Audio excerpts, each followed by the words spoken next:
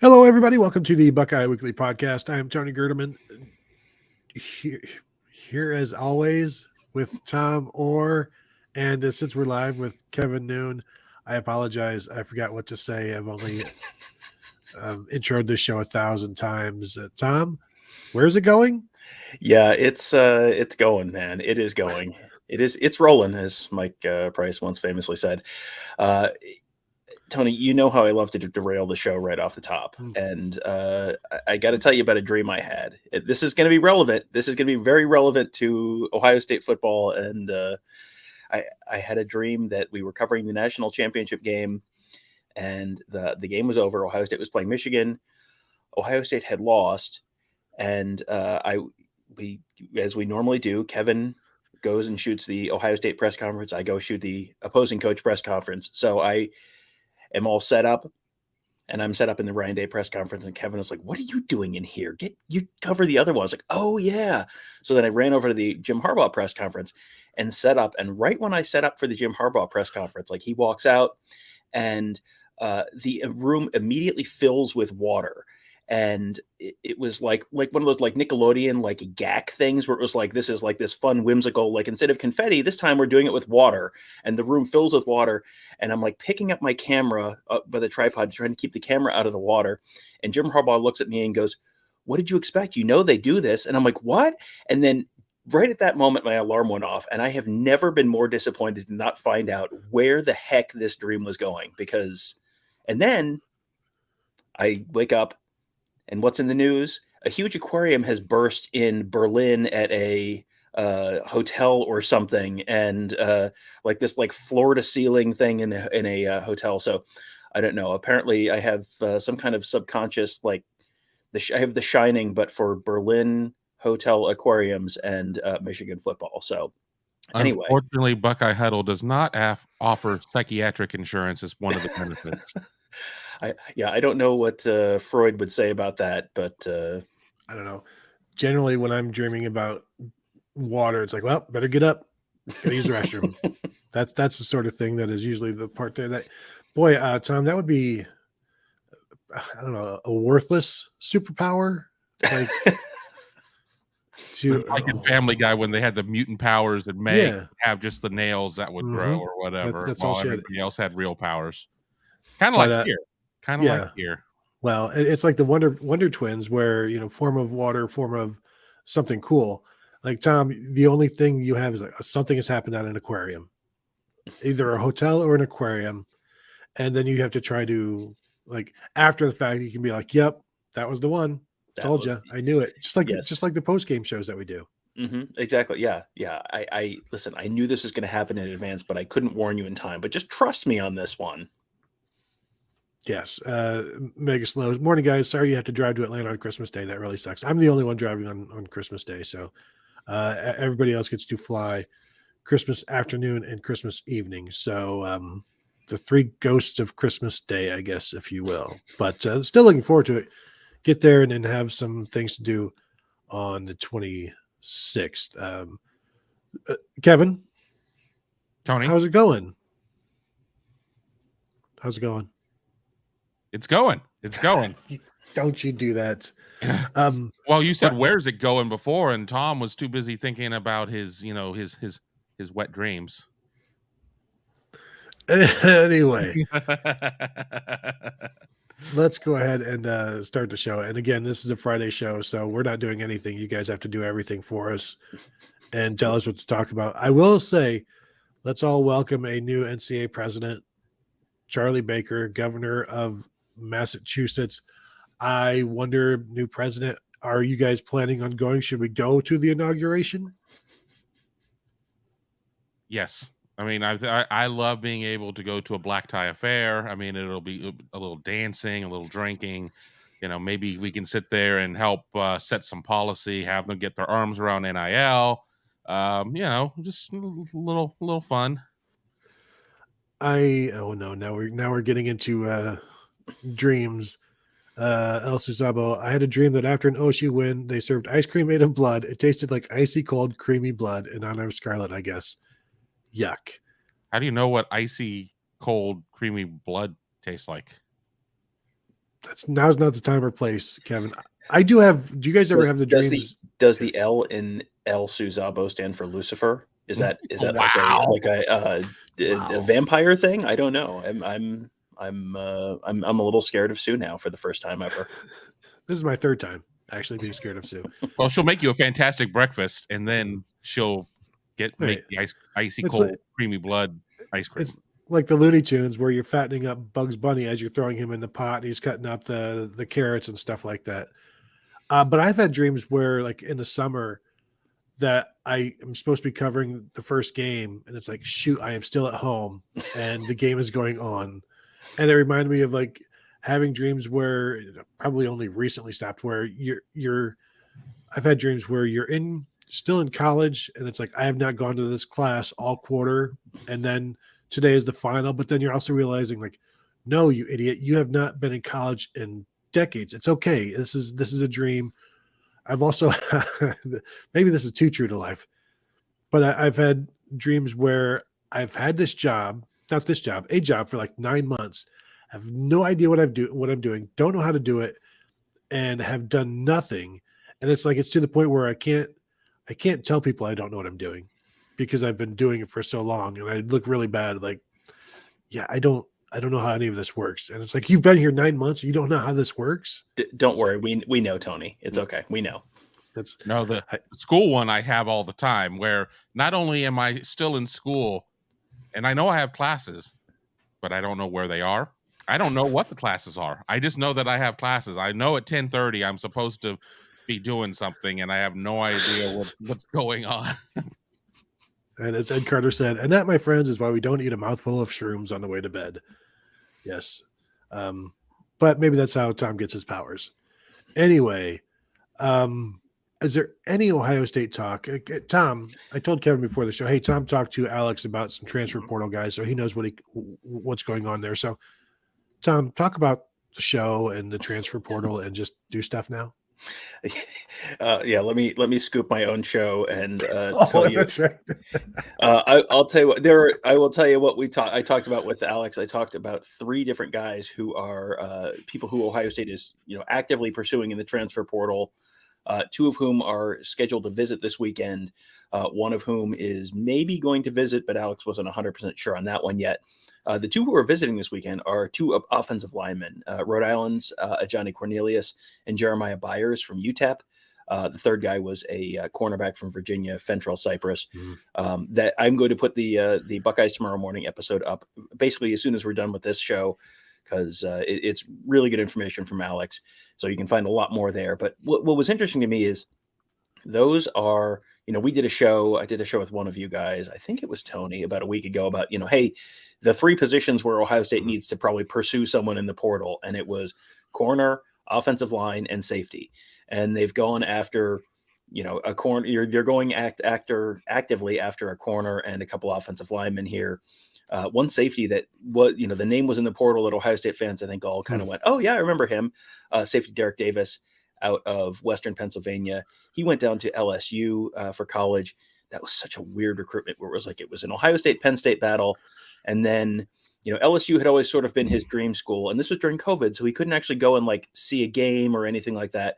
But he just drove down and drove around the campus for a while, and then ended up committing to LSU at the last moment. And everyone kind of went, huh?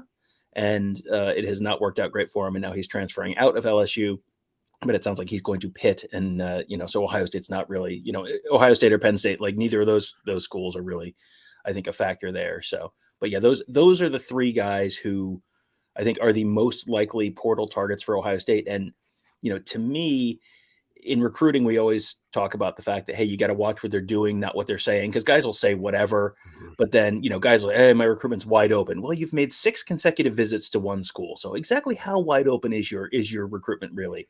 And I think if you ask people around Ohio State, they're going to say they feel great about their offensive line next year.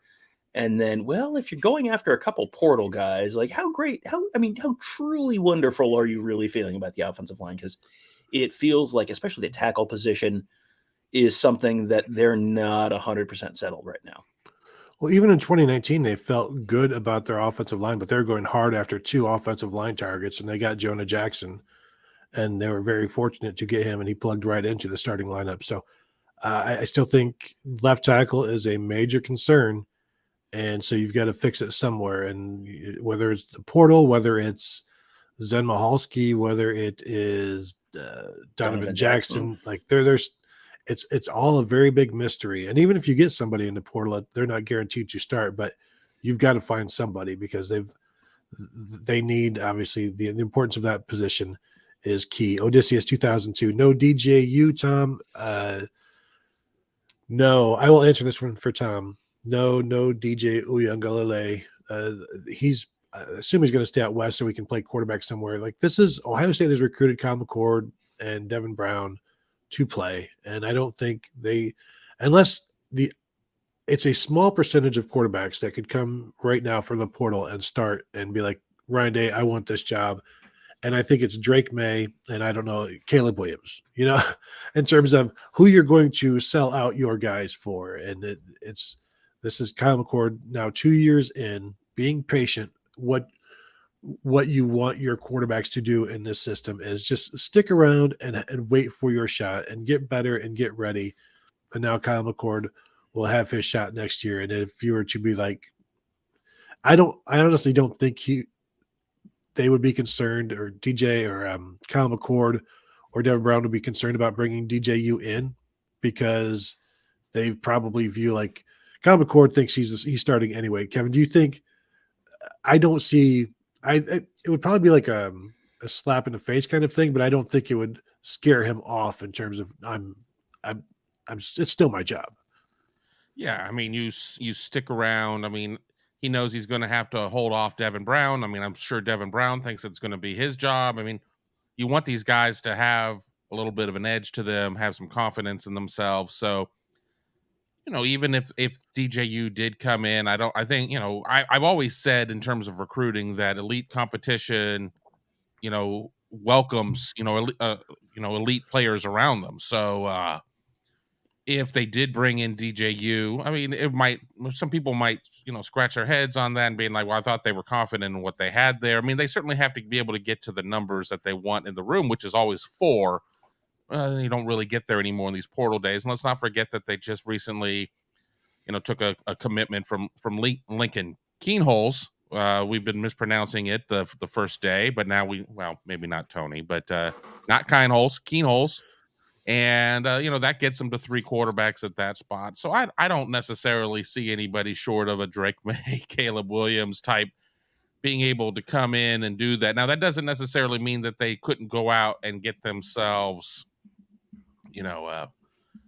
a steady veteran who kind of knows what the score is to, solidify the room, act as a little bit of an elder statesman, things of that nature. But I don't think they're going to go out and go get a frontline quarterback. And I know one of the big things is people are concerned that if Ohio State doesn't pursue DJU, that little brother Mateo isn't coming.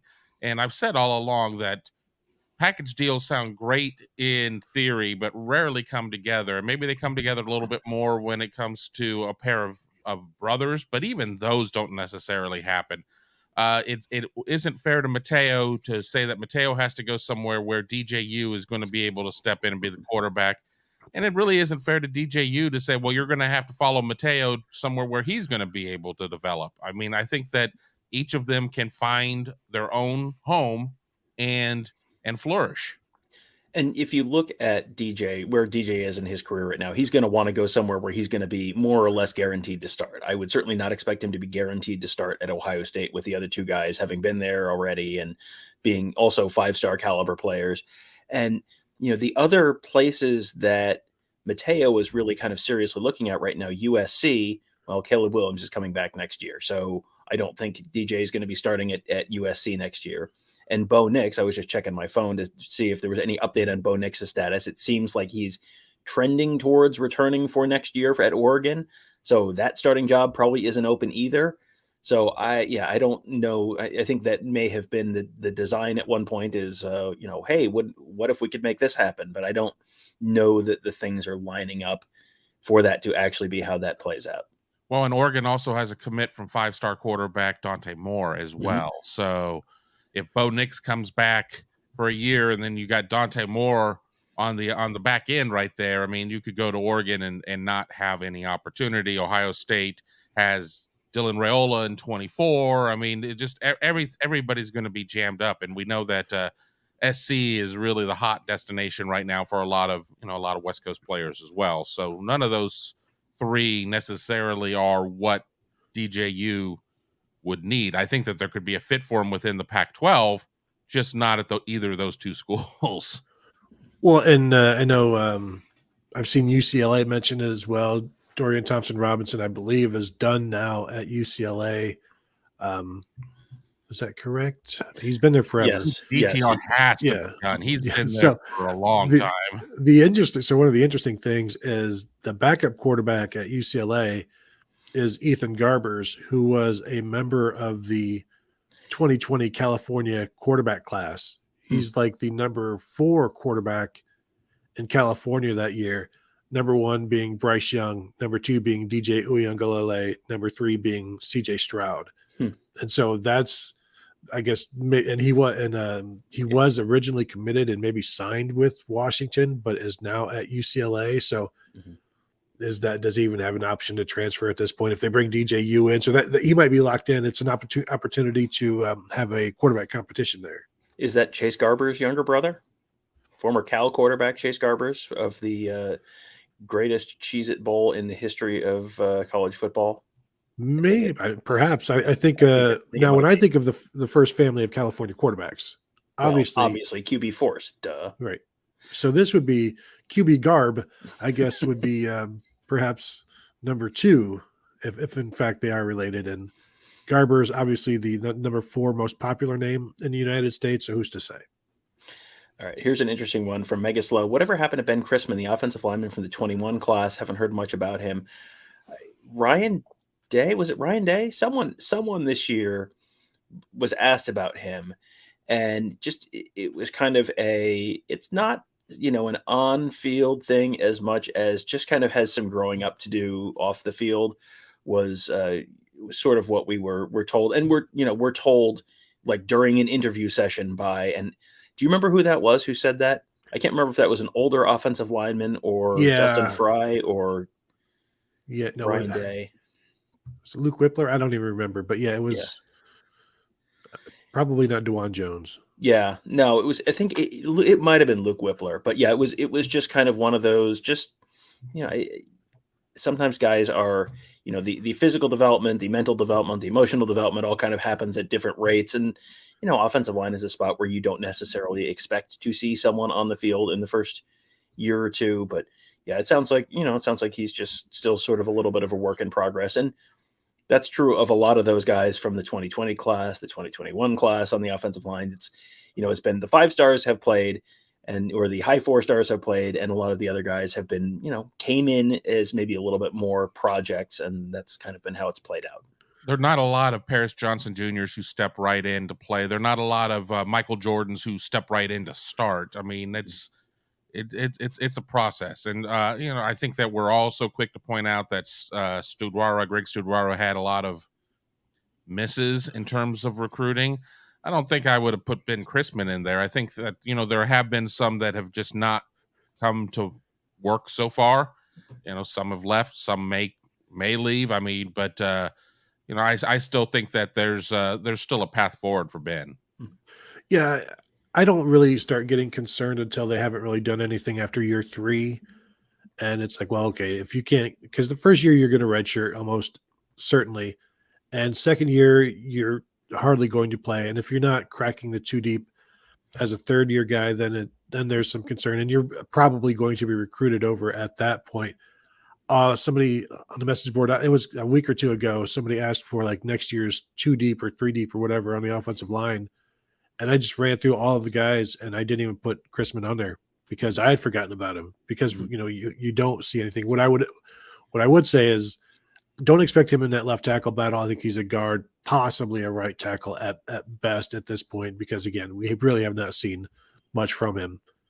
This from Market X, good point. If student athletes became employees, DTR would not be able to be fired because he would have tenure at this point, and that is something that is just starting to come out. Labor Relations Board, lawsuits, things like this, trying to get it to be known, mandated that USC's athletes are employees. And so there's going to be some arguing going on there. And I think, Tom, you posted it, you tweeted it or posted on the board, like it's nothing yet, but it has the potential to become something. And it might be, I think more than anything, this could be the thing that really changes things. Yeah. And could really change things 3 steps down the line. Yeah. And, the statement from the National Labor Board, Relations Board General Counsel said, quote, determination that the unfair labor practices have merit is based on a determination that USC, Pac-12, and the NCAA as joint employers have maintained unlawful rules and unlawfully misclassified scholarship basketball and football players as mere, quote, student athletes rather than employees entitled to protections under our law. This kind of misclassification deprives these players of their statutory right to organize and to join together to improve their working/playing conditions if they wish to do so. Our aim is to ensure that these players can fully and freely exercise their rights. And then sports law guy says this road towards employee status for college athletes gained steam with the NLRB's General Counsel's memo in September 2021 and takes a big step forward today. And I don't want to get too far out over my skis here because I am not a law talking guy, but this is essentially, this is a little bit further down the road than the Northwestern. Remember when the Northwestern players were trying to organize a couple of years ago? This is maybe kicks that, another step past that. This is a lot of stuff that's going to have to play out in, probably in the courts over the next few years. And, if you go back and listen to how people were talking about NIL and, the Olympic model for college football and basketball and all that in the years before NIL came out and was legalized, there's a lot of speculation. There's a lot of, there's a bunch of different ways this could go. And it went some of those ways. It didn't go other of those ways. So it's too early, but this is one of these things where I think take note of this, because this could potentially be a significant step towards a major change in the sport. But once you get 2 steps down the road, there's a lot of different, this is like choose your own adventure. Like there's a lot of different pages you could turn to depending on how certain things go and how certain courts rule. And so it is potentially a significant step, but it doesn't actually mean anything yet.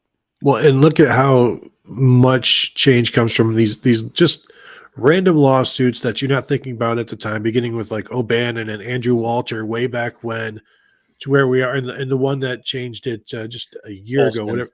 Alston. Yeah, Alston, and it's like, why are we paying attention to this? This is along those lines, and what's going to happen is once everything gets settled with NIL and transfer portal, and everything's like, oh, finally, things are calm. Then boom, everybody's employees, and now you've got to figure that out. And okay, everybody just starts out at $7.50 an hour, or whatever your minimum wage is. Then boom, Michigan is on strike this week. They will not play at Ohio State. Something like that.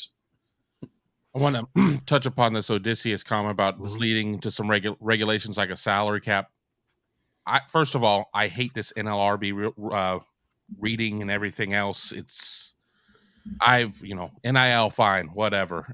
Porter fine, whatever. We'll adjust. I really see further steps down the path that they seem to be heading down being a ruination of the situation. So with what Odysseus said here, leading to a salary cap. So we're going to tell kids that you can't go to school where you want to go to school because you don't fit within the salary cap. I mean, if I really want to go to, Northwestern A&M or something like that, and Northwestern A&M, doesn't have room in the salary cap, it just doesn't seem right. And and I'm thinking that there could be some tongue in cheek with some of these comments and everything else, but I really do not like this path. And the problem is that I'm nowhere close to retirement age, nowhere close to retirement savings to be able to get away from this. So yeah, I just see this as pretty problematic, and I'm just going to turn the white noise on in my head. And when we're ready to start talking about bowl season that starts today, or that Peach Bowl, I'll be ready. But I really have a lot of misgivings about where some of this stuff is, and people who don't even know what a touch goal is making decisions about athletics when these were the guys that were getting thrown in trash cans and getting swirlies during PE. That's right. If you were ever thrown in a trash can, or you had a swirly, or any type of a snuggie, or anything like that, then you should not be making decisions for the jocks. That's all I'm saying. Exactly. Ooh, alpha, beta. Ooh, alpha, beta. Oh, anytime you can drop in a Revenge of the Nerds or something like that, it is welcome here. Some talk about the offensive line. Odysseus 2002 saying Carson Hinsman lost his black stripe. Could he be an offensive tackle? The plan was for Justin Fry, like all four of those guys that they brought in 2002, they would get a look at tackle, and you'd see who necessarily can't play tackle and who can. And so, we saw Tigger Shabola playing guard this season because I think they needed him there.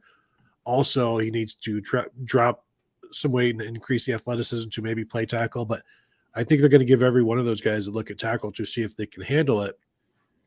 But as I've been saying since last year, I don't know how many left tackles they have. They've got a bunch of right tackles and guards, and I don't know. Zen Mahalski, they like his potential, and he's been the backup left tackle. I don't know how much talk there is about him taking over that job. And again, the season is still going on, but it's not like, oh, he's the next man up. I don't know that that's the case yet.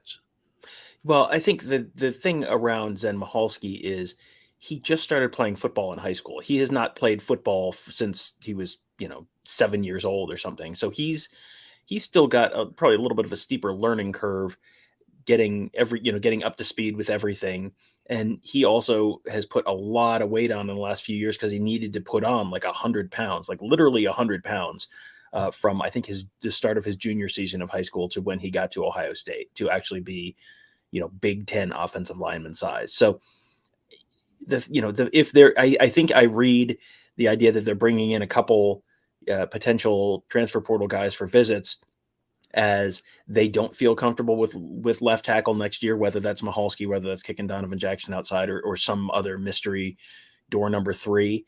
But that doesn't necessarily mean that may be a buy Zen Mahalski another year to get more up to speed with technique, get more, more time in the weight room, whatever it is, to get more comfortable there and be more ready. Not playing until your third year is not that's not a shot, or even your fourth year does not necessarily mean like this guy will never be good. Like the development path at offensive line, it takes longer than a lot of other spots do. Super chat from King Bronco. A salary cap can't keep Michigan from beating Ohio State. Thank you for that super chat, King Bronco. I can read Bronco, just so you guys know. Stewardess. I can't explain it, but I can read it. Here's a good one from FW Buckeye. Fort Wayne Buckeye, if I am correct. You are. What's the biggest legit argument fight the three of you have gotten in while working together outside of whether to attend the Birmingham Bowl this year, of course? Burger King. That wasn't a fight. That was you being mad and us laughing at you. That wasn't an argument. In my mind, I kicked the crap out of both of you guys. Is Kevin up to speed on the Birmingham Bowl? Oh, no. Go ahead, please, Kevin. So we talked about this on the episode of Buckeye Weekly that dropped yesterday. I have long made it my life's mission to get Tony to experience other forms of college football. So on the drive back from the Cotton Bowl, I was trying to get him to stop at the Liberty Bowl and just watch like the fourth quarter of, I think it was Iowa State and Memphis that year when we were out at the Fiesta Bowl for 2019 for the Clemson game. I got him to go to the Air Force Washington State Cheez-It Bowl, which was an absolutely magnificent example of the wonders of college football and two teams on the absolute polar opposite ends of the spectrum. And this year, I was hoping to get down to the Holiday Bowl last year, and it didn't work out with the schedules with us at the Rose Bowl. I think that was the night of the media party or something. We didn't end up going down to the Holiday Bowl last year. But this year, Kevin, the night of the 27th, we got nothing. We got no practices. We have interviews in the morning on the 27th. the Birmingham Bowl, a straight 2-hour shot straight across I-20, 6:45 p.m. Eastern on the 27th. Coastal Carolina and UAB. Coastal Carolina and East Carolina. Should be a really fun game. Brand new UAB stadium. I think this seems like a tremendous way to, we can do a live show in the car on the way over or whatever. Like, it'll be fine. Well, we can make a good use of our time. We as in you two. Well, Tony, I'm going to a steak dinner that night. Oh, well. No, that's the 28th. No, it's both nights. Anyway, so I told him you were no fun, so you wouldn't even be interested in it. So, but yes, so that is the Birmingham Bowl debate. And honestly, I feel like this is the biggest source of stress, is trying to drag Tony into doing fun things that would be relevant and good for our jobs. And Tony being like, no, I don't like fun. I hate it, in fact. Well, if you guys are running late, you could probably call ahead and they might hold kick for you, because I don't expect that to have a lot of coverage. And I say that where one of my really good friends, his wife went to East Carolina. I know he's going to be watching that game. So, Steve, if you're in the chat, make sure you say hey. But, Birmingham is a fun little place. I mean, it'd be nicer if you were able to have a whole day there. I mean, and go and barbecue. Well, it'd be nicer for me. I'd have the whole room to myself in Atlanta. You guys should probably stay the night, too, while you're at it. I do like how some of our thought process on going to that Memphis Bowl, the Liberty Bowl, is like, well, all we have to do is show our Cotton Bowl credentials. They're going to have to let them in. We supersede their hierarchy. Like, please, we went to a New Year's Six. I was going to say, I'm sitting here. I'm holding the left. I mean, you gotta let me in. But also, we're probably doing something site wide that day, so we may not have time to go to Birmingham. So that's it's unfortunate. I don't even know, like, it's not really fights, because the thing about fighting, we're all probably in the same hotel room together anyway. So it's like, what's the point in fighting? You just stay mad in silence. I think that is what has worked best. Just stay mad in silence. Good question here. Great question here. Tremendous question here from Peace_Clan. Hey, wait, the kind of shame. Who gets it for the Peach Bowl? Tom, I don't recall who is the only person that won Michigan week. Jim Harbaugh, also JJ and who has two thumbs and is also like Jim Harbaugh. This guy, weird as hell. I'm not going to say anything better than that. So go ahead. Yes, the guy who is ruthlessly self-owning right now is going to have a bet with the Peach Bowl, and I will be on the cot of shame. So.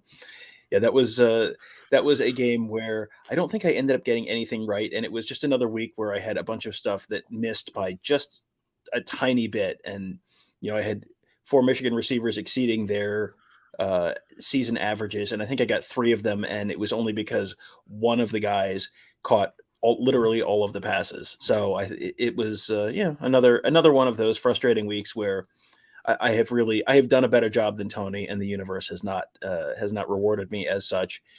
Kids, sometimes ball does lie. I just hope I remember to bring the air mattress. I just hope I remember to bring it. It's only 6 nights. How bad can it be, right? I mean, come on. Odysseus wants to know if I will be wearing an eye patch and going ARG. And let me tell you, Tony, if you go to the Birmingham Bowl with me, I will wear an eye patch and go ARG. Oh, man. Everybody think it'll be just a Mike Leach tribute, though. What if you wear it's not 2 eye patches? And not one over both eyes, just like 2 over one eye is fine. I will. I was envisioning this with me with eye patches over both eyes, and then we're just in the car, and are we getting close? You're like, we're almost there. You're just doing laps in the parking lot. Almost there, bud. We're gonna be just look, playing audio of a generic crowd noise, like, we're here at the Birmingham Bowl. Yay. Why am I hearing the play-by-play from the radio crew? That's what it's like. That's the PA announcer. Sir, you've obviously never been to Birmingham before. Yakov 22. Perhaps you 3 can attend an Atlanta Dream WNBA game and help double the attendance. Not cool. All right. Yeah. Don't send us to there, please. Don't. No. No, I don't like NBA, WNBA. I haven't not been to an NBA game in I don't know 25 years. It's fine. I don't like being around people. That's all. I don't like being around crowds. And I know Yakov 22 is saying that then go to a WNBA game, but I'm not gonna fall for that. We have had opportunities to go to Lakers games while out at the Rose Bowl, and that's a no-go for me. We did do Twins Cubs for the Minnesota trip. That was a good time. Tom, you've done other sporting events while we've been out places. Yeah, Me, I went to an LA Kings game last year at the at the Crypto.com Arena, which was being unveiled that night with a tremendous amount of fanfare. How's that going? Well, oh, hey, there's no time. Tony, please continue. there is still the FTX Arena where the Heat play. Yeah, for about 3 more weeks. Well, they're just they're trying to unlayer all the deals and everything else in court to see if they can take the name off of there, but they're not quite there yet. No, the they Atlanta are not. Hawks are home twice while we're there. They're home on the 28th against the Brooklyn Nets and on the 30th against the LA Lakers. So I'm sure our buddy Wee Man will be attending that one. He's just going to jump in somebody's pocket and they'll smuggle him in. I bet he probably, and we shouldn't even name drop at this point because you guys are ripping on him so much. But the thing about going to see the Lakers is you don't know if this is going to be one of the 3 nights of the week that LeBron James doesn't work. So it's like you're taking your tickets into your own hand if there actually are physical tickets anymore. I don't know. I don't go to sports. Not unless you're getting paid. Yeah. So we did talk to 21 Buckeyes this week. Tom and I have talked about what we saw. Kevin, tell us everything that you saw and heard, or just one thing that stuck with you from the players on Wednesday. Well, there's a lot of good stuff, and I did get to talk with Tom on a Buckeyes tomorrow morning about all of that. Nobody cares.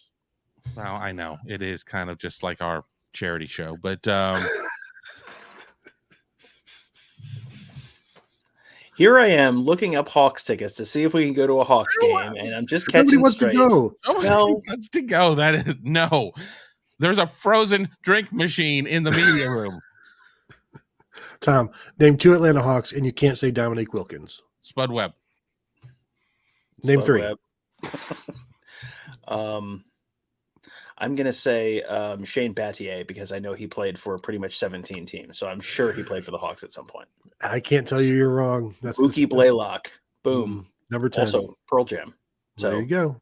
Perfect. All right, I'm going. You convinced me. If Mookie Blaylock is going to be there and Pearl Jam is going to be there, how can I say no? There you go. Maybe a little Reggie Theus, perhaps, some Kenny Smith, something like that as well. Back to Ohio State.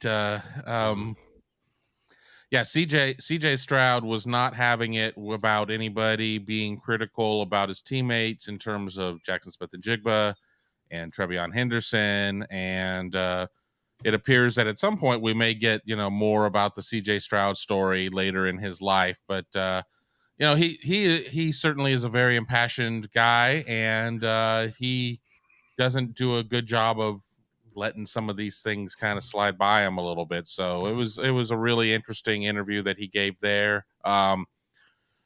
Interviews that I wasn't in on. I mean, we know that Steele Chambers is coming back. We know that Tommy Eichenberg is, he's still considering things. I think one of the big things is just a matter of getting these guys re-engaged. I mean, while they were probably being told during the 2 practices, oh, don't worry, we're getting in before the Pac-12 championship game, before the Big 12 championship game. You had a lot of guys that probably thought, well, I'm done. I mean, I'm going to go to the Senior Bowl. I'm going to go to the East-West Shrine game.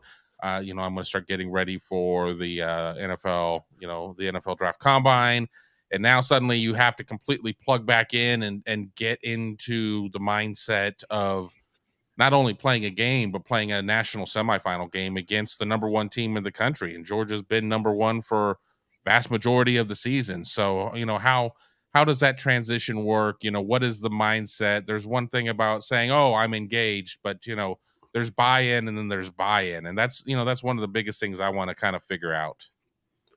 Yeah, and I heard different players saying, the first couple practices were good, and JT Tuimoloau talked to them and set them straight. But also, had somebody else say the first couple of practices before they found out they were in were just going through the motions. They weren't really locked in, and so like, what do you even believe? And are some players more critical of the team than others, or others just saying what you're supposed to say, that sort of thing? And so, I do think. I wonder how many players would not be playing if this was the Rose Bowl or the Orange Bowl or whatever, because I think at this point it seems almost anybody who is draft eligible, like DeJuan Jones said he thought Michigan was going to be his last game after the loss. He's like, well, that's probably my last game. And me, I'm thinking you're like a second, third, fourth, fifth round draft pick. You should be playing as much as you can. And I don't, the Senior Bowl, I don't think he's come calling. Is he the East-West Shrine? Maybe, I'm not sure. But like if you're not playing in these all-star games, and if you're not playing in the Senior Bowl, you should be playing in as many games as possible so that you are boosting yourself as much as possible. Yeah, and but that seems like that's the trend, is that if there's any doubt, the guy's not playing, and I mean that's why I look at someone like Grayson McCall, who said he is going to play in the Birmingham Bowl, and I think that's someone we should be supporting. But that's neither here nor there. You go through the lineup on what that might have looked like for Ohio State if they were playing in the Orange Bowl against Clemson, which was, if USC and TCU win, that's probably where they're headed. And we'll never know. And I'm just speculating. I'm just throwing names out here, but guys who at least are having that conversation: CJ Stroud, Paris Johnson, DeJuan Jones. If Matt Jones is turning pro, it sounds like he might come back, but I don't know if we've gotten a definitive answer on that yet. But, is Mayan Williams going to look at turning pro? Zach Harrison, Teron Vincent, Tommy Eichenberg said he's got a decision to make. Tanner McAllister, Ronnie Hickman. I mean, you could be playing with almost an entirely new team potentially in that game, which is, in a way, kind of interesting, because it's like, well, you're going to, it's almost like an early start on the spring game, but also, and then who's playing for Clemson? Brian Bresee is probably not playing that game. There's a lot of, that would be a very, very different kind of game. And we have not been to any of those games really so far. Last year, a couple of Ohio State wide receivers opted out, but that was it. And you ended up getting more or less the full Ohio State experience last year. We have not had the, there was like an Oklahoma-Florida game in the 2020 season that was it was like Florida had about 42 players there. We haven't had any of those yet, but it would be interesting to cover one of those games. LSU last year didn't have anybody. Oh yeah. LSU is another. I remember watching that in San Antonio, and they had like a walk-on quarterback, and it was probably the closest scenario to what you just mentioned. Mm-hmm. Well, the what is it, Iowa and Kentucky in the bowl game with Will Levis opting out and our guy Spencer Petras not being able to play. The over-under is going to be topping out at about 31 or 32, if I am correct on that, and just trying to remember all of the different bowl games. So that one will be one to watch or ignore. I'm not sure. Is that in the old Outback Bowl? Is that one? That is the Trans Perfect Music City Bowl in Nashville. So no. What day is that? That okay. It's the 31st.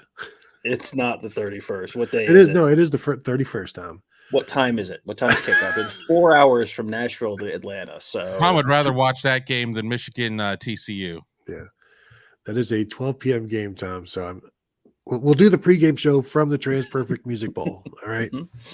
Well, we know people who roll in 5 minutes before kickoff. We could absolutely pull that off. I'll tell you what. Absolutely. We can leave at the end of the third quarter. Who says? Oh, fantastic! Wow, you still sound like the guy who likes to show up 5 minutes. Welcome to the subtweet hour. One more. From Peace Clan. I've heard rumblings that Tommy Eichenberg might not come back next year. Anything to that? I was pretty much counting on him next year. If not, that changes things big time.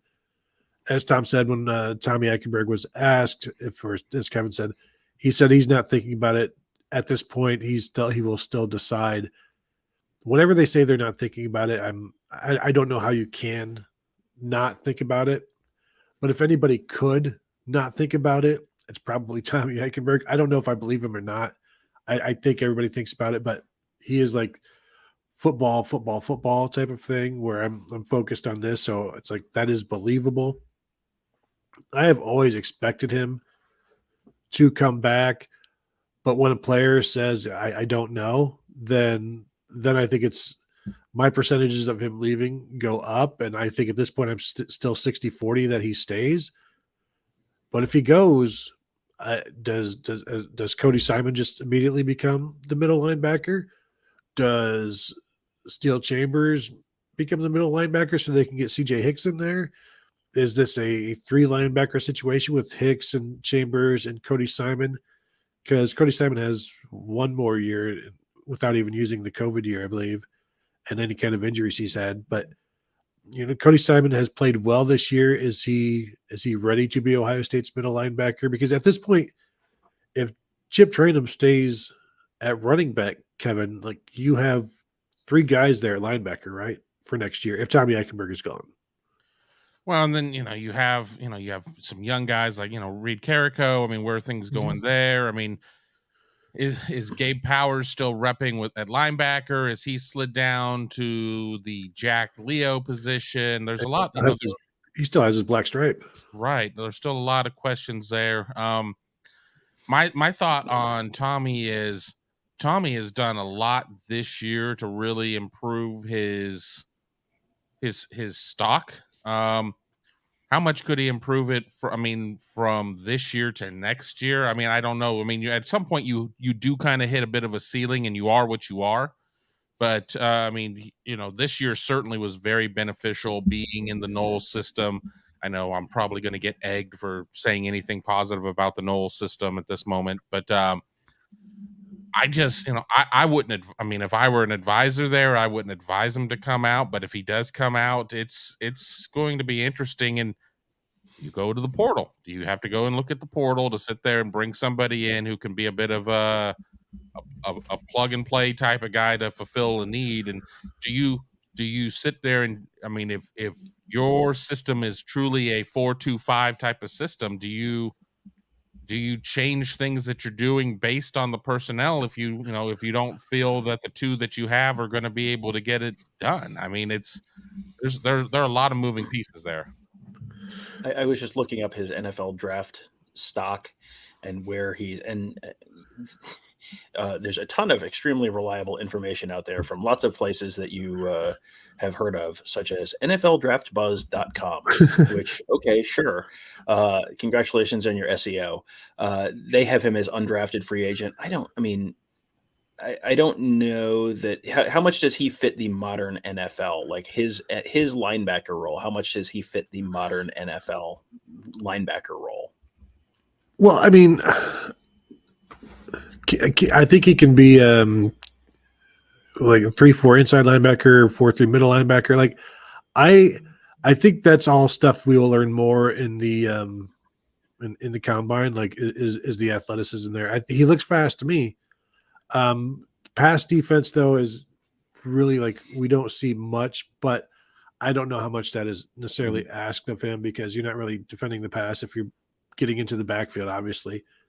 I think another year would do him well. Now, I will say, I'm just scrolling through here. The PFF, they have this mock draft simulator, and I can tell you where they have him ranked. And I believe it's like a second rounder at this point. Actually, they don't even have him in here, but I've seen him in other mock draft simulators going to second round. But you look back, like James Laurinaitis was a second rounder. Chris Spielman, second rounder. Now it was a smaller NFL then, so he would have been a first rounder in today's, but also quite a different game. And I'm just giving you some past linebackers who were second round guys. And if you're a second rounder, yeah, go. But I don't know that I don't know that he is. And for me, I don't know that he's a first rounder by anybody or first team All-American by anybody. He could be Ohio State's first team All-American next year at linebacker since Brian Shazier a decade earlier. Is that something that matters to him? He's got a brother that has made this decision in terms of the NFL, so like he'll talk about it with him, and they'll get the feedback. And at this point, I know I said I was 60-40. Maybe now I'm 59-41 because just the more I talk about it, the more I can see him moving on, because he is also a fourth-year guy. Mm-hmm. So it's not like he's not a true junior. He's a redshirt junior. And if you are a football guy, how much longer do you want to be in college? Well, and is he someone who's making a lot from NIL? Because that sort of changes that calculus too. Is if you can make if you are a I saw someone having a conversation about like Brock Purdy about this on Twitter before I found out on Thursday night that Brock Purdy is apparently like playing in the NFL, which good for Yes. Brock Purdy. But could you make more money NIL as a star in college as opposed to if you're a 4th round, 5th round draft pick? If you're a 2nd round pick, like, yeah, you should go. If you're going to be a 4th round pick, maybe that changes depending on how much NIL money you're making and what your long-term aspirations are and all that kind of stuff. So it is a more complicated decision than it used to be, and it has never been a particularly simple decision. Let me just look here from the ProFootballNetwork.com. Their draft simulator has Tommy Eichenberg listed number 57 overall. Okay, there you go. So NFL Draft Buzz, probably not the most accurate source in retrospect. NFL Draft Niner. The super chat from Omar Austin. Thank you, Omar. Who starts at left tackle next season? Someone on the current roster or someone from the portal?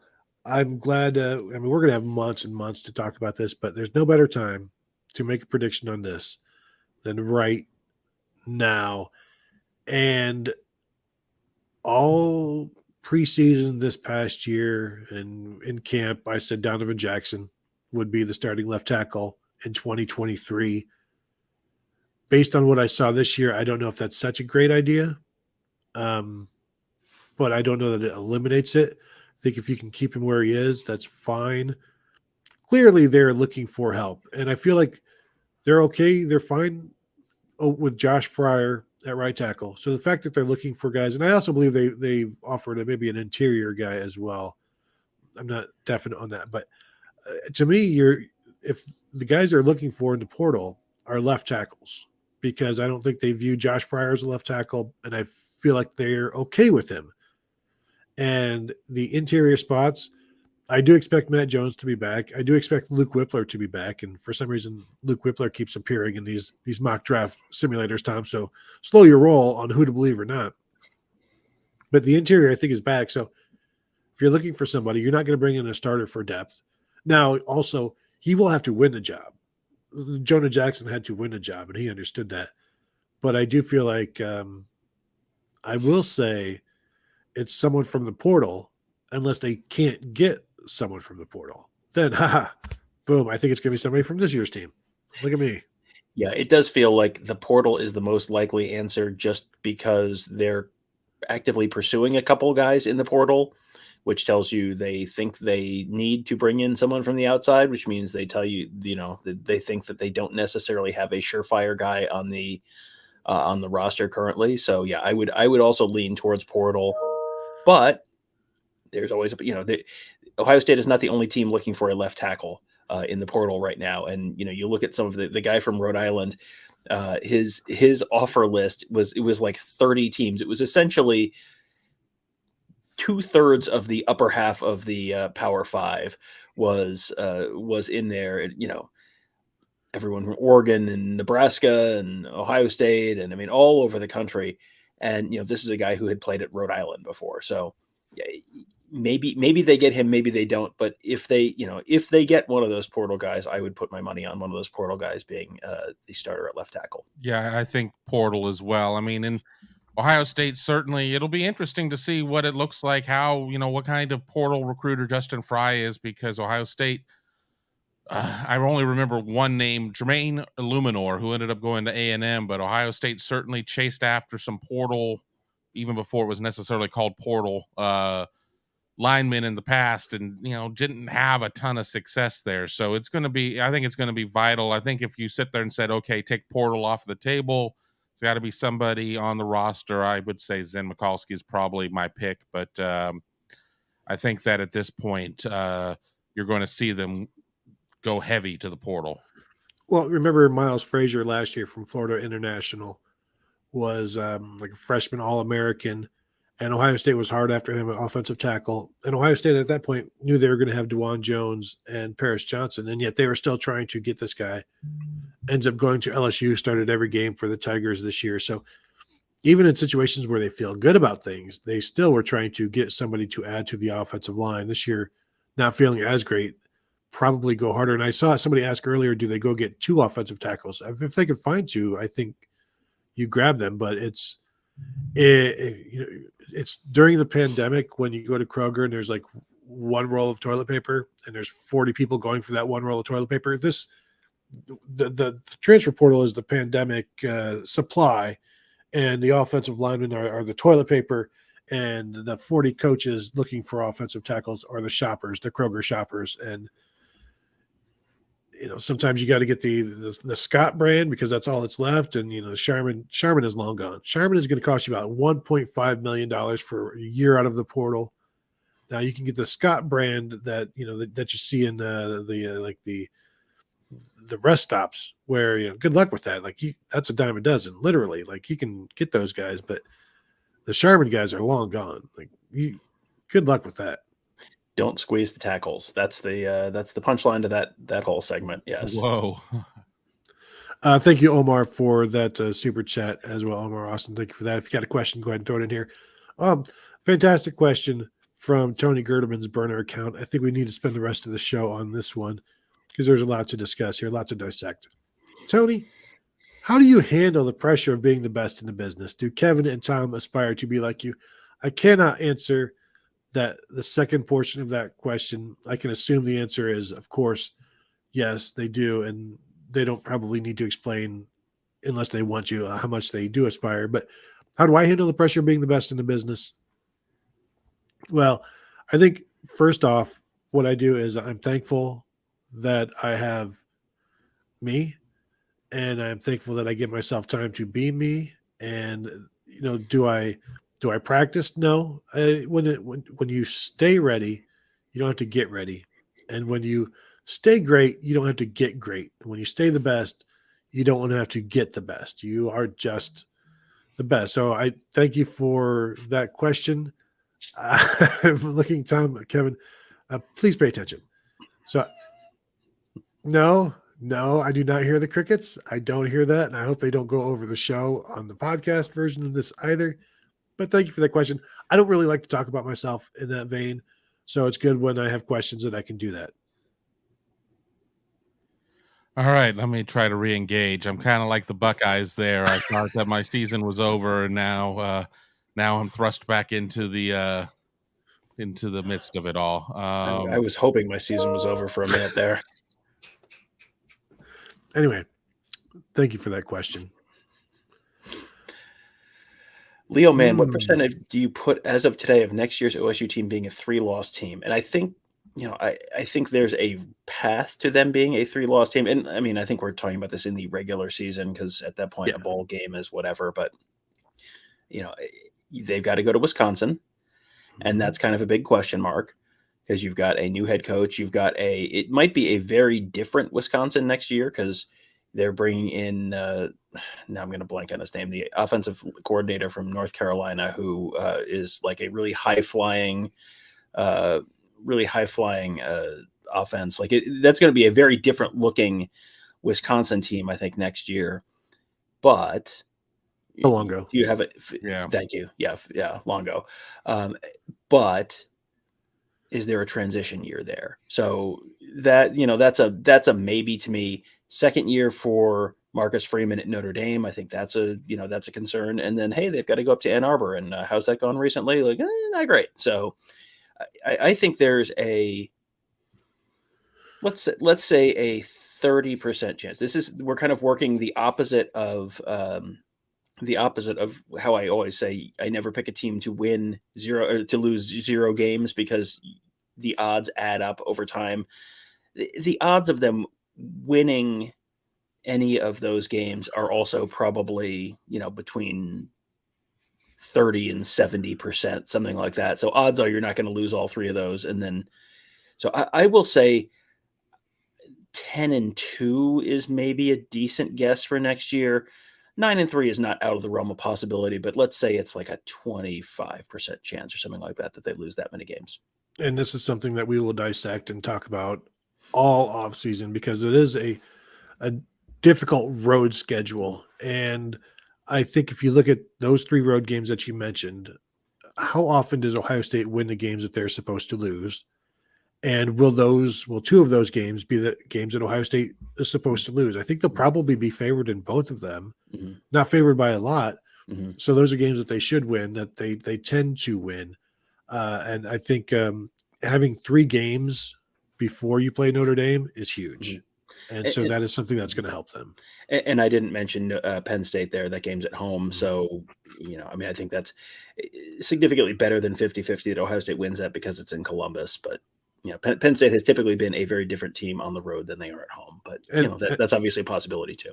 And a road game at Purdue, nothing wrong can happen there, as we know. Baburo 101, new freshman wide receivers versus Georgia. I don't expect that you'll see anything from any of the freshmen. I do expect at least 3 of them to travel, but I don't think you're going to see any of them on the field. The bigger question is, will Jaden Ballard be out there, and will you get him some run? And I think that's at this point, if Marvin Harrison ever leaves the field, it's because he just ran 60 yards in a straight line and it has to come out for 1 play. And that's the only time. We have a super chat we've got to get to. No, we don't, Immediately. All right. I'm not reading it. Super chat from Omar Austin. Tony, I love you, buddy, but you're Tom's arm candy at best. #sidekick. So is Tony was that the slidey keyboard flip phone thing from the early 2000s? Is that how you would describe your role on this? You're the slidey keyboard phone of this podcast. I haven't thought this one all the way through, obviously, but it feels spiritually, it feels right. Well, I think what I'm seeing here is Omar loves me, and that's I'm just going to stop there. I don't mind being arm candy, that's fine as well. I'm just going to parse this. You're no trophy wife, Tony. You're no trophy wife. I would agree with that. I have no problem saying that. I've said it a long time. I've said it everywhere I go. It's the first thing I say when I walk into a room. Hey, I know what you're thinking. I'm not a trophy wife. Tony Gerderman, the participation trophy wife of this show. #sidekick. Now, actually, sidekick sounds better than you've talked me into it. Jeff Holtgraven, how hard or is it impossible for Ohio State to gain the confidence back after the Michigan game? And I think this is a real question, because they had confidence all throughout that game until they lost it. And so if it's great if you have confidence through the first 3 quarters and things are going well, where does that confidence go when things are not going well? That's the question, because we saw it go away against Michigan at the end. So what happens if people talk about how the pocket has to be ideal for CJ Stroud for him to be at his best, even though we see him escape the pocket and throw on the move. But for the Buckeyes, do things have to go exceedingly well for them to stay confident? And how do you keep from collapsing and losing that confidence and just becoming a pile of jello when things aren't going well? Because things are not going to go that well, as well as you would like. This is not Indiana. This is not a Michigan State, clearly. So how do you handle that adversity? And what do you do when it's 21-6, like it was against Alabama in 2014? And it's like, well, we know how this is going to go. How do you come back from that? And how do you just maintain the level of confidence? And I even more than confidence, just how about competence? Let's start with there and composure, Kevin. Well, if movies have taught me anything, it's that Stella got her groove back. And I expect Ohio State to get its groove back to a certain extent. Now, you bring up the 2014 Alabama game, and even at that point, I think most people in that building know that Ohio State was swinging just as hard as Alabama was. Just, it was settling for threes instead of sixes. And I think nobody was that surprised when Ohio State finally figured it out and was able to at least even it up. Georgia is not a team that's necessarily going to quick strike you. That's not taking anything away from their offense. Their offense is extremely competent. But they don't normally hit a couple of plays and go. Now, of course, the critics will say, oh, just wait. When one of the 5 planned busts happen in the Ohio State defense, explosive plays, that's where those points will come from. But Ohio State was always the team that was the one that was going to give Georgia the most troubles. And then depending on the lens you were looking at, some people saw it as Georgia was the team that was going to give Ohio State its most troubles. So if one loss completely shut you down forever, then things would look very differently. You have to come back from it. You have to show your mental strength, and I think there've been some questions there of just how kind of the leadership, the team leadership in terms of players are going to be in terms of building each other up, because that was a very difficult loss to endure, and then to have the couple of weeks of, well, it's over. Yeah, we're not even going to go to the Rose Bowl because we don't think we're going to be able to sell any tickets or anybody's going to give a flying fart about it. And we're going to go to the Orange Bowl. And now they're thrust into this position. So I think that Ohio State having this time to work on itself, to work on its key components, I think that's important. I think that you build them up. You've been here before. You know what you need to do. You've seen it. You've gone into Happy Valley. You were able to win that game. You were able to endure through some very adverse situations. I mean, I'm never really going to bring up Northwestern as an example of this fortitude, but I mean, they were able to fight through some really bad situations at Northwestern. They were able to fight through some things at Maryland. This is a team that's been battle tested, but along the ways, I think that they've also jumped in front of a couple of bullets. So I'll be interested to see where all of that sorts out. Tom, the lesson I took from that is that Kevin said the best way to get your groove back is by swinging. I haven't read the book or seen the movie, but my impression of it from pop culture is that's basically true. So I'm gonna say yes, possibly. This is a game where Ohio State, the Peace Clan just is saying it just right now. You got to play loose with the house money you're given and just empty the chambers and not hold anything back. You can't save anything. You got to just go. You got to take your chances. You cannot punt on 4th and 3 in plus territory. You cannot punt on 4th and 5 in plus territory. You cannot play field position. You've got to go, because this needs to, I think here we go again. If Ohio State is moving the ball up and down the field, here we go again.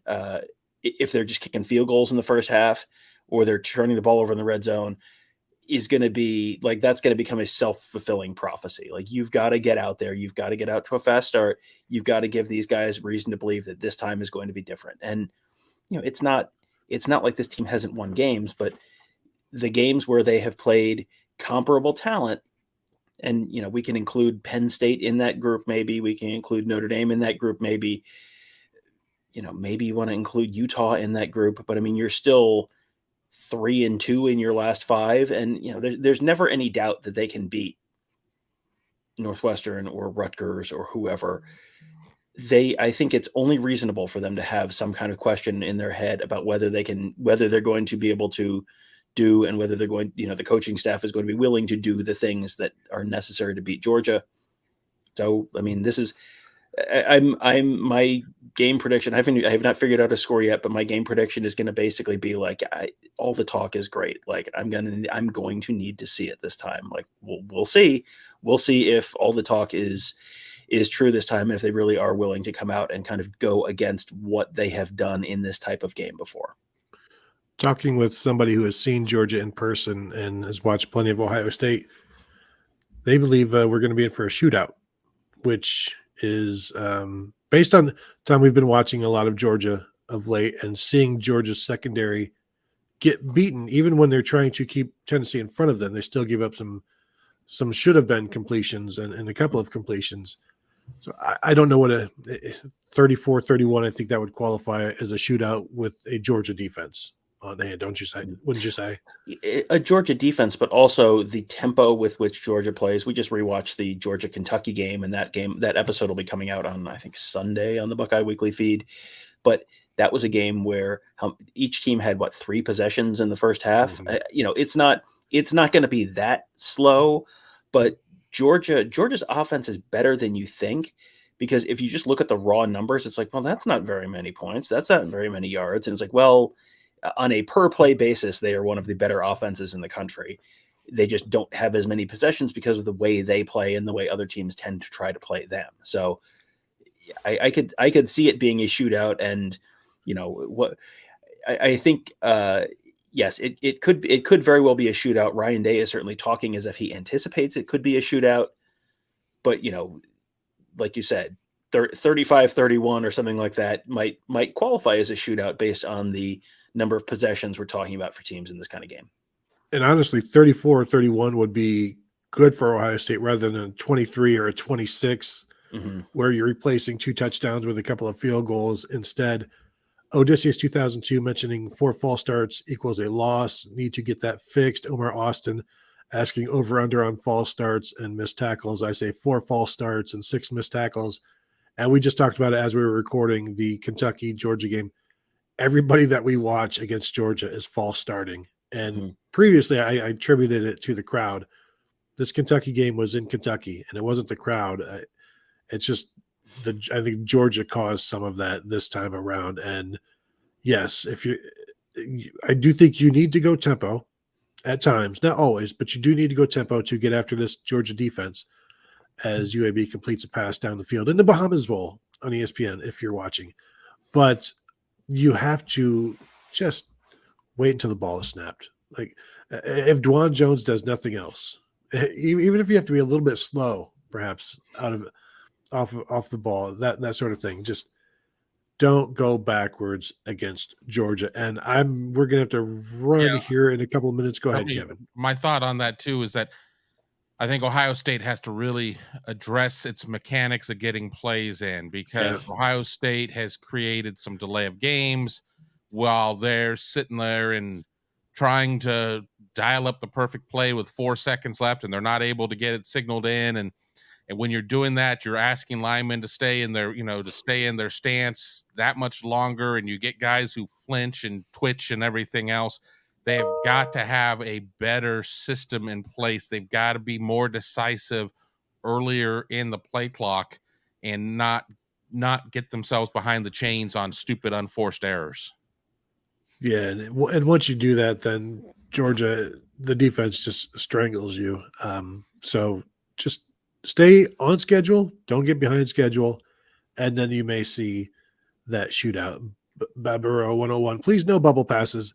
Yes, Kentucky was also doing that, and it did not go well. So I would agree with you there, unless you're going to have 2 blockers and only 1 defender. Like if you can outnumber somebody that way somehow, like, oh, they didn't realize they were outnumbered. But other than that, the East-West stuff, not all of that successful. So that is going to do it. Tom, do you have anything else before we go? Fred Jameson in there asking, how do I give you guys money? Well, a great way to do it would be by becoming a member at BuckeyeHuddle.com. We have a fantastic team of insiders. It is a very busy time of year right now with recruiting, and we've got Mark Givler and Alex Gleitman on that, and also on the transfer portal piece of things. And Tony, Kevin, and I covering the team and covering the Peach Bowl. We'll be down there starting. Let's be honest and say we're going to start on the very early morning of the 26th, and then we'll have. Of course, we have our fantastic team of X's and O's guys as well talking, and they don't just talk Ohio State. They talk all sorts of football scheme stuff. It is always a really interesting conversation there and make you a little bit of a smarter football fan there as well. So sign up today at BuckeyeHuddle.com. Well said, Tom, and touchdown UAB. So we'll go ahead and get out of here, let you guys get to that bowl game or whatever else you do on a Friday afternoon. I don't know. I just watch football. That's all I plan on doing. So thank you all for joining us. As Tom said, BuckeyeHuddle.com. Go ahead and like this video before we go. Go ahead and subscribe if you have not yet. So thank you all for tuning in, and we'll talk to you guys later.